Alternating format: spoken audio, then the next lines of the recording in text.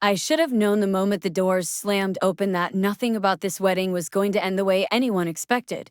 But before we get there, before the world learns what happens when cruelty meets the wrong woman at the wrong altar, let me take you back to the exact second everything shattered.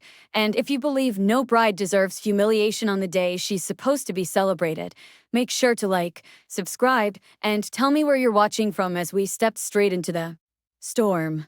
I remember standing near the back of the hall, watching Amara Johnson, soft-bodied, beautiful, slightly nervous, and glowing in a champagne satin gown that hugged her curves like it adored them. Take that slow, hopeful walk down the aisle of a traditional Korean garden-themed wedding hall in Seoul, cherry blossom petals drifting from hidden vents as if the universe were blessing her. She had left everything behind in Atlanta to be here, her job, her apartment, her small circle of friends, all for a man who had sworn he loved her more than his family's approval, more than appearance, more than tradition. And yet, the closer she walked toward the altar, the more I could feel the tension thicken, like the air itself was warning us that joy was about to be replaced with something sharp. Guests whispered behind lace fans, judging her full hips, her dark skin, her foreignness, the fact that she dared stand in a place that many believed wasn't meant for a woman like her.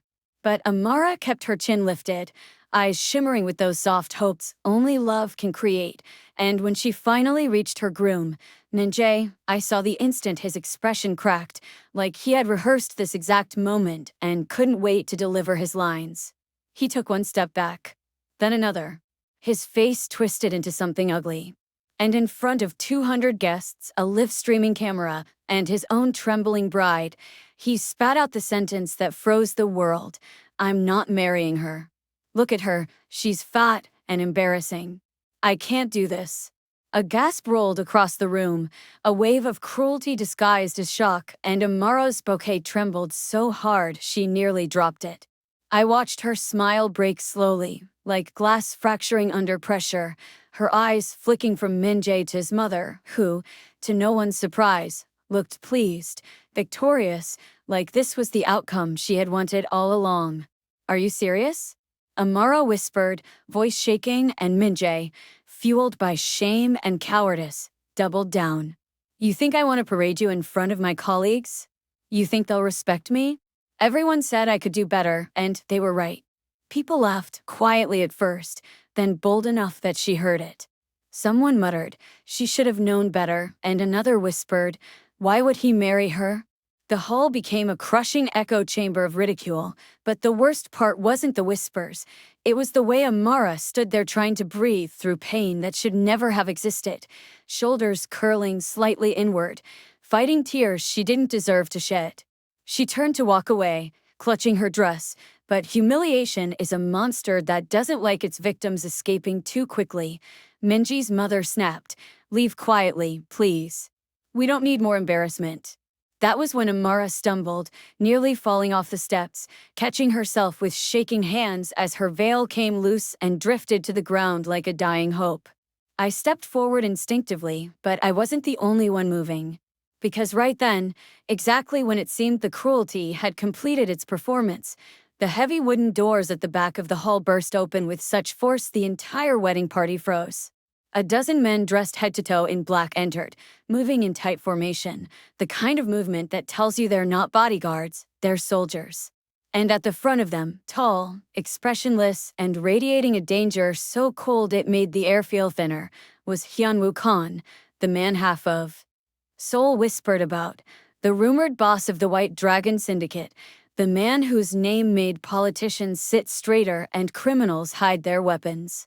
The temperature in the room dropped. Even I felt it. Minji's mother paled. Minjae himself stepped back, confused and terrified. But Hyunwoo? His eyes were locked only on one person, Amara. Not the crowd. Not the chaos. Just the woman standing alone in a torn veil with tears she refused to let fall.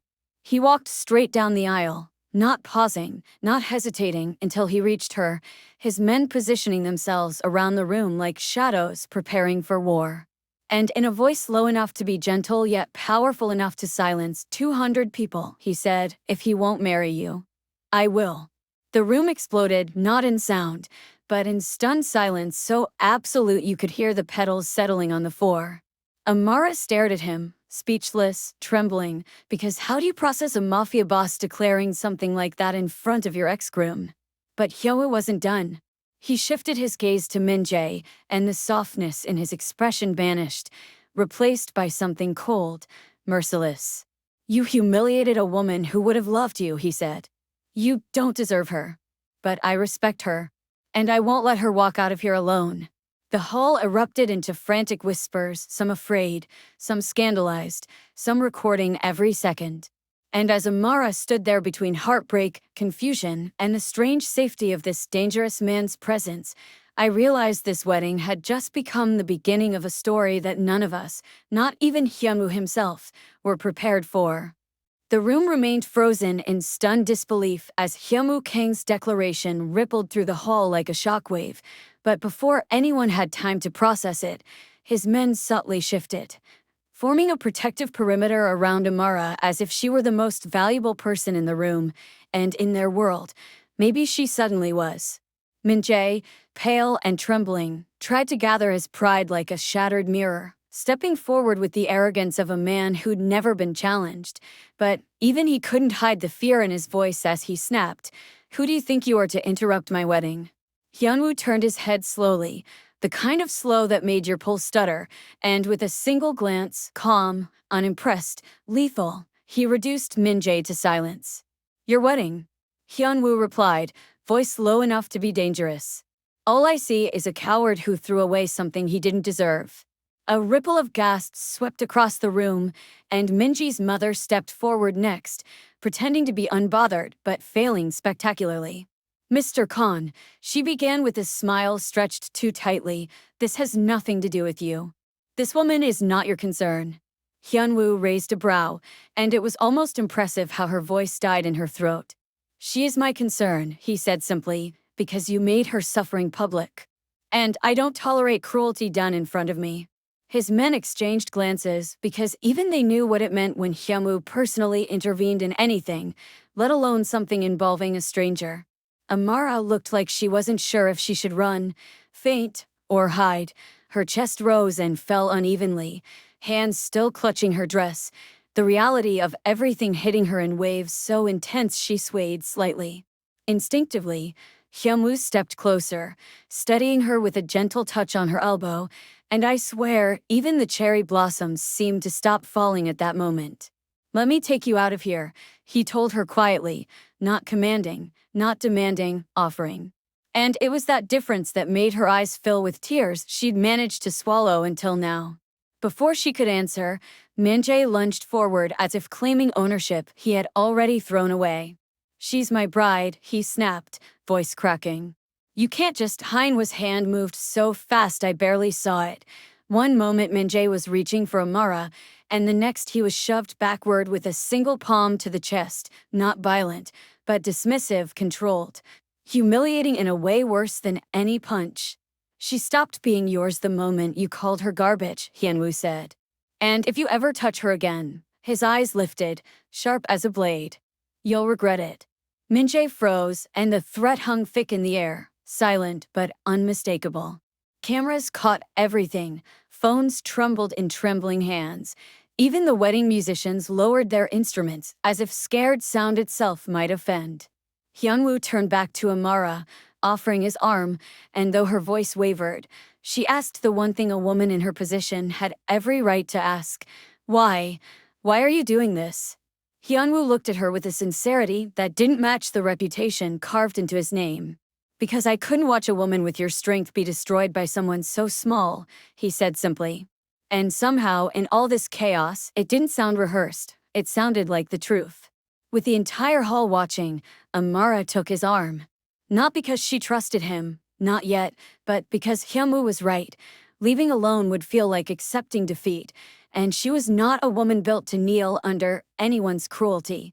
As he guided her down the aisle, guests parted like the Red Sea, terrified to stand in the way of a man whose shadow alone could silence a room.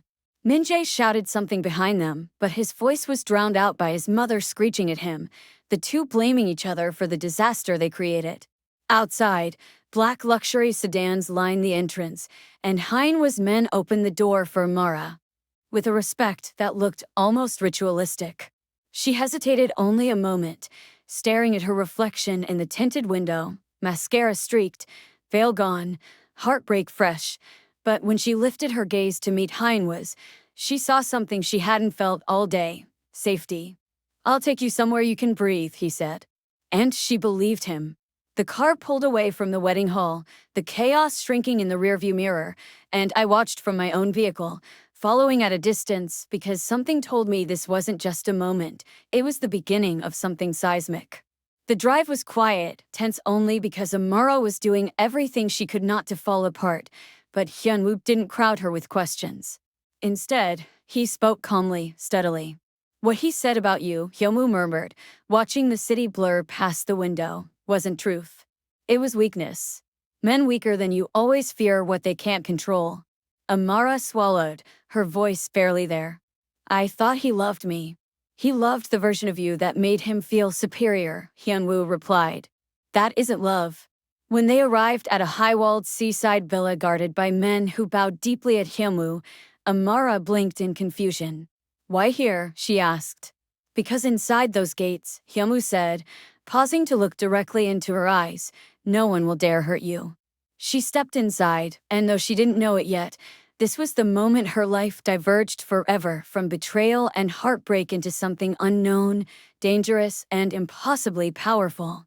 But even I didn't know then how far this story would go. How deeply Heinwa's simple act of protection would pull them both into a battle neither of them saw coming.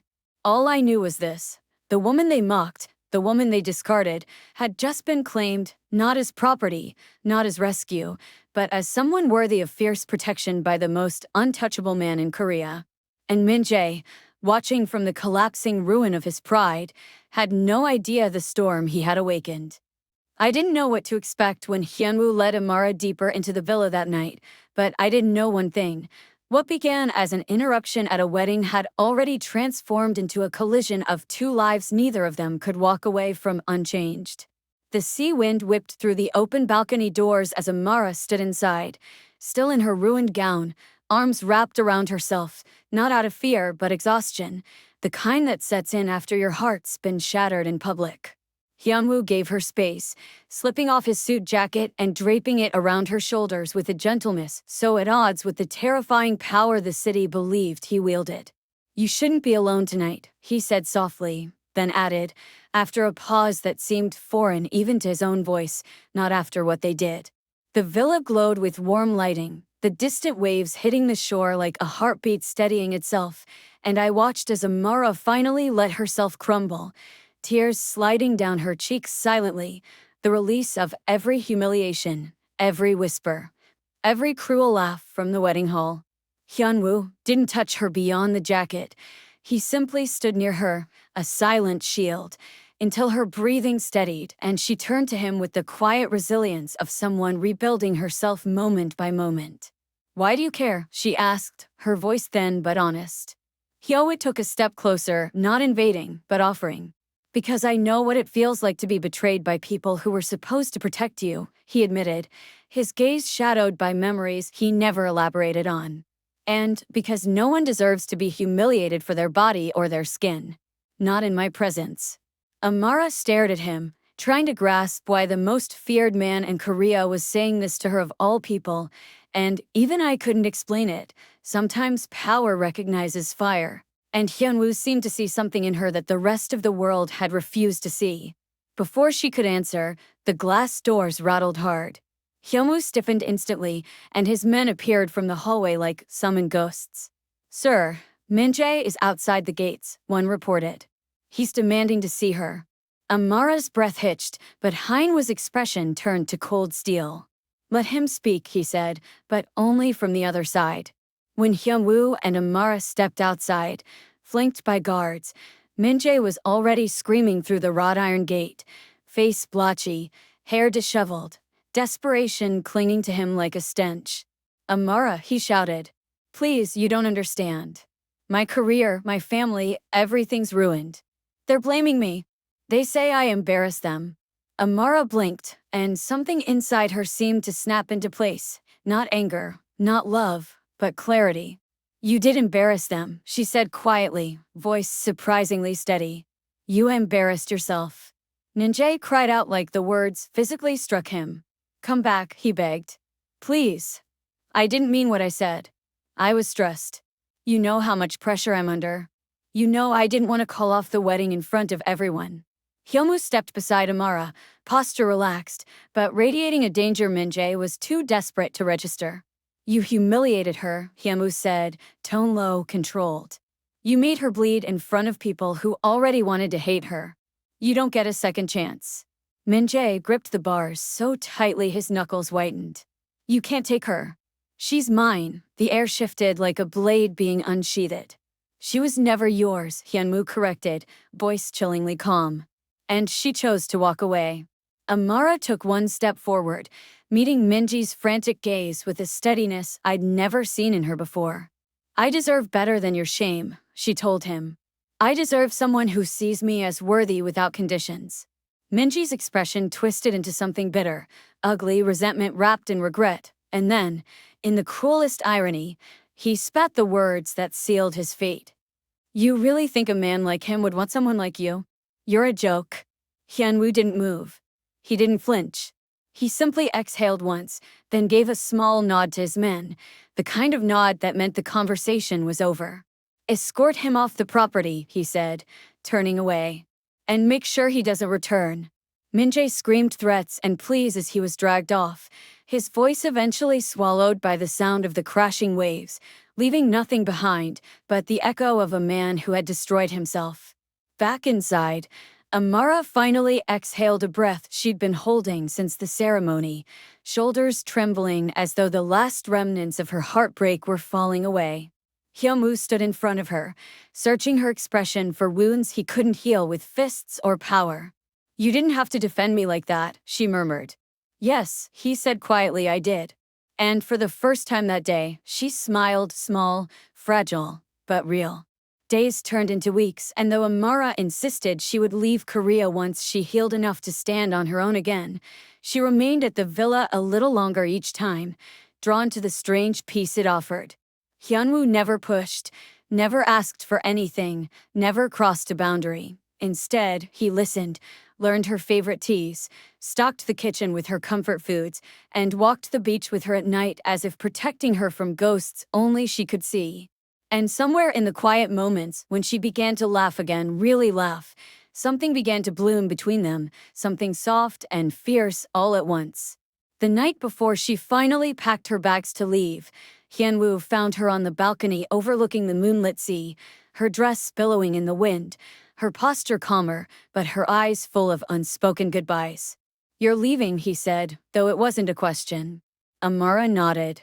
Not because I'm afraid, she whispered, but because I need to choose myself before I choose anyone else.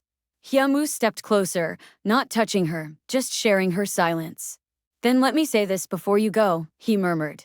If you ever choose someone again, I hope it's someone worthy of you. Someone who sees your strength.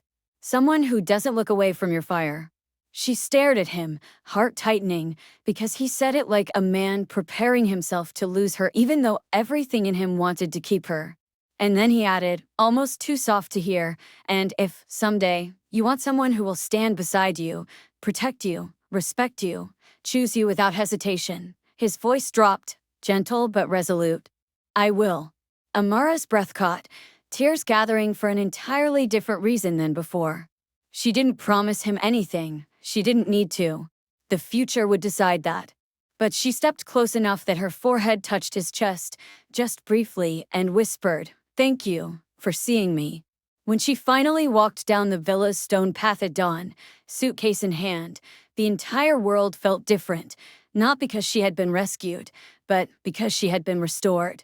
And Hyunwoo stood on the balcony above, watching her go, not as a man losing something, but as a man waiting for the day she might walk back toward him instead of away. Some stories begin at weddings. Theirs began when one ended.